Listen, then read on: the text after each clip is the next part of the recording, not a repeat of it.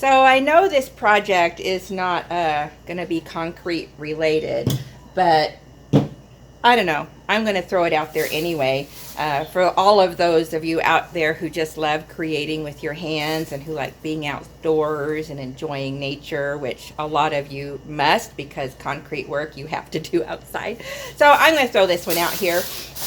My daughter enjoys plants and enjoys indoor plants more than gardening. Gardening's not her favorite thing, but her indoor plants, she loves learning about propagating and things like that. And so last week we actually went out and was looking for places in the valley here that actually has people, you know, like myself. People just have these little stands set up and they're on a map, so you can take and keep plants or seeds, things like that. And so it's pretty cool. You drive up, you see what they have there. It's usually, you know, on the front of their house, and so you can just go up and see what they've got, and you can leave seeds, leave little plants. You can take something there if you find something interesting. A lot of people also have books and literature, and so that was a lot of fun. Okay, here we go. This is my daughter right here. I didn't know you were doing a video. Oh, it's upside down. Oh, you have to start on. We have to. Mason number 2 plant stand. And it's give and take. It's a give and take plant. So we've got some plants that we're going to go trade for other plants. And here we are. We found this really cute setup for the take and leave seeds and things. So I got some loofahs. This week, as I was just kind of going around on YouTube, seeing what in the world is out there in the world, because I enjoy doing that, somebody was making these great little biodegradable seed starter pots. And so that's what I'm going to show you how to do today. And maybe this is something you'll do, maybe not, but I'm doing this. I'm going to take a few of these over to my daughter. She'll think they're kind of fun. So let's get started, shall we? So I've got organic soil in here, just organic garden soil, and it's pretty dry. And so I'm just sifting it. I've taken an old picture frame and put window screen on it on the back. So this is my sifter, and I use this sifter for a few things. So right now I'm going to use it to sift all of the large sticks and bark and leaves out of this organic garden soil. I get this organic garden soil at Lowe's. I use it in my gardens out in the back. So, but for this, what we're going to do today, I need to sift it because I don't want all of the big stuff in the little pots that I'm going to make.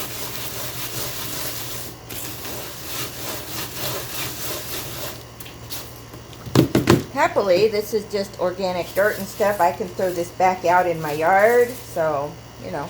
And so you'll see what I'm left with is just all of the really fine sifted organic soil, and we're going to have some fun with this. So what I have in my skillet here is equal parts water and regular flour, and we're supposed to cook this up until it becomes a nice dough and the flour is actually cooked. As I was doing this, I'm thinking we could add just either less flour or a little more water to allow for a longer cooking time. And you're supposed to add in a couple of tablespoons of white vinegar. I'm guessing that I don't know, preserves, it acts as a preservative.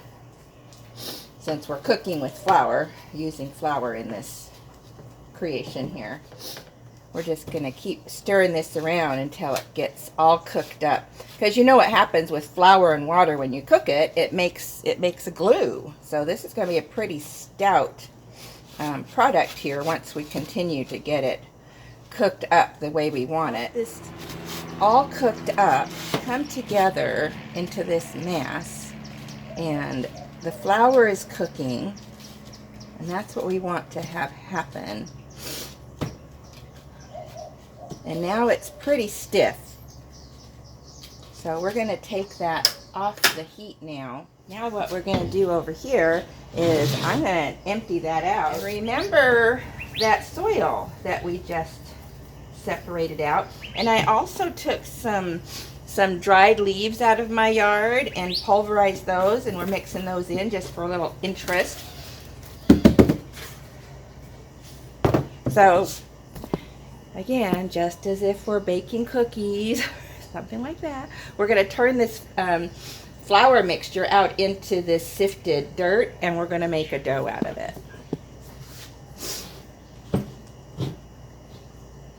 It's hot, so you want to be careful. I'm going to use some of it too. It's like making homemade Play-Doh when my kids were little. Oh my goodness, I could make homemade Play-Doh, just tons and tons of it. I could use a 5-pound bag of flour, and I would make all colors. My girls would play with that for hours. Hours. They would play store, they would play restaurant. It was amazing. They would just play and play with that clay, you know.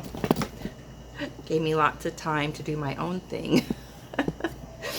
So, and I just loved making the clay for them. You could make it all different scents and, you know, where it would smell different ways, but mostly, and they would print up their own money. They'd make their own money, and they would make their receipts for the restaurant, and it was just a lot of fun for them. And I know that they remember those things now.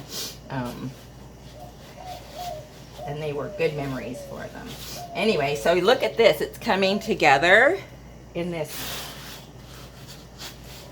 dough. It's a dirt dough.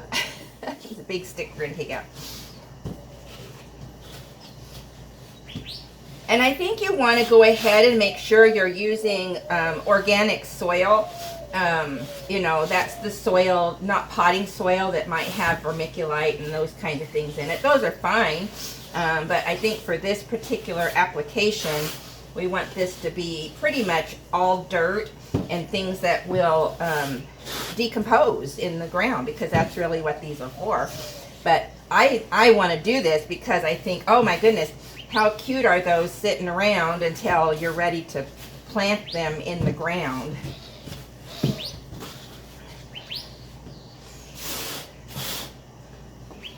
So I've also taken, so the equal parts flour, equal parts water, and then when I'm ready to make this dough, this is equal parts of the dirt, the soil. You can also use peat moss.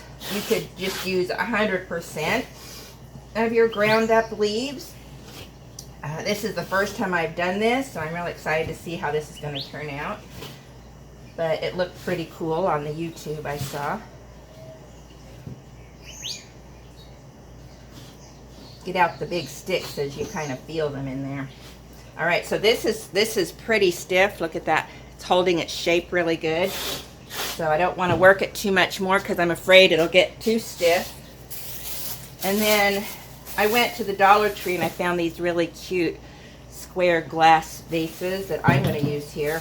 And the folks on the YouTube, they just put a sheet of plastic inside so you can pull it out later.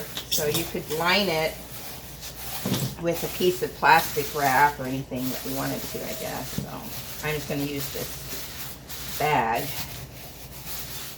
And then they just took the dough, pressed it down in, and to the shape of the little cup.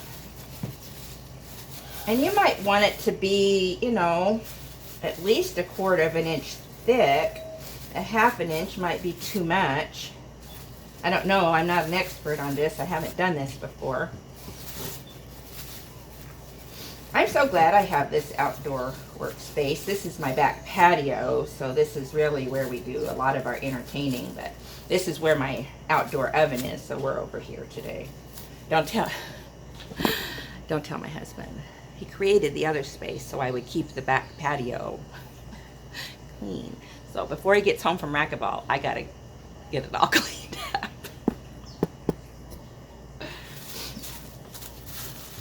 All right. Oh, you see this coming together. So this amount that I made, it looks like I'm going to get 2 pots. And that's good because I bought 2 little square containers. So we're just going to continue to pack this in, get it all shaped. Oh, I see a little hole down there. Let's make sure we get all of our little corner holes filled. And there's one cute little pot. We're going to set that aside to cool and set. And I'm going to make my other pot. So once these little pots have cooled, they're actually firm enough to go ahead and take out of the little mold so they can continue drying. So I don't know if you have to leave them in the mold to dry and set. We're going to see what happens. I've not done this before, but I'm just going to take it out because it's in that plastic liner. And so it slides right out of the little glass cup that I'm using as my mold.